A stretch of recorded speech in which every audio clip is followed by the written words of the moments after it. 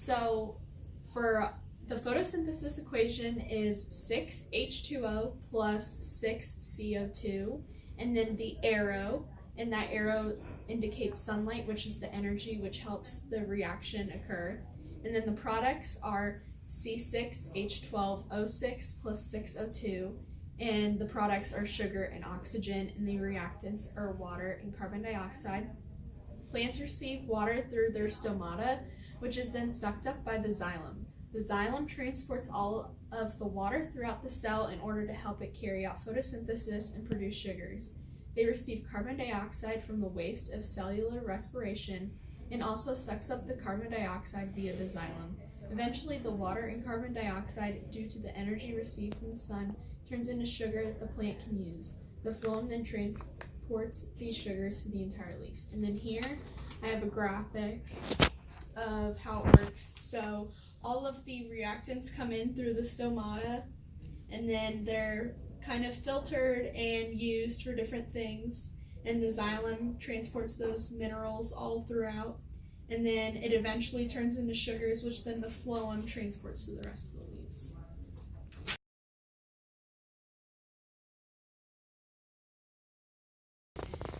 Our hypothesis is if we test spinach leaves at room temperature, then we think it will alter the results and give us the same or better result than the spinach that was in the fridge. After our experiment was complete, it was obvious that our hypothesis was incorrect. As a result of our data, the room temp spinach did not work as well as expected.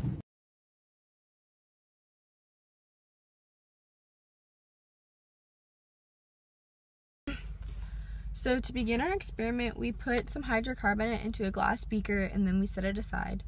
After that, we hole punched 11 spinach discs and put them into a syringe.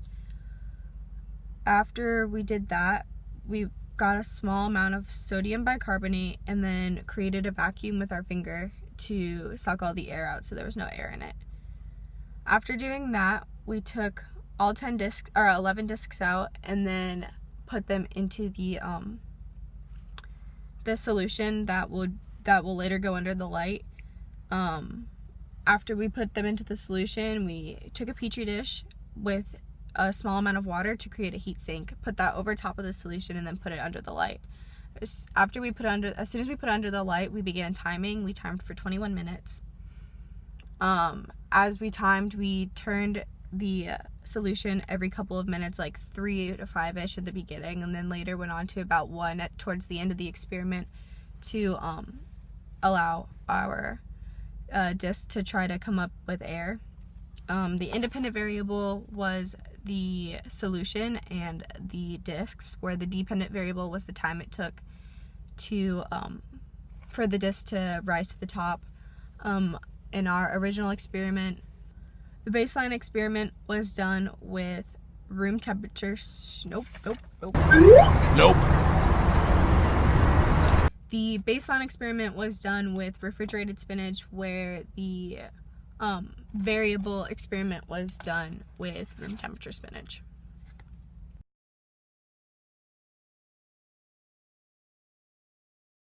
So this is our baseline data table for our original experiment, and then this was the one for our variable. It's seen on here that our variable had no reactions because it stayed at 1 the whole time, whereas our baseline went up after a little bit of time.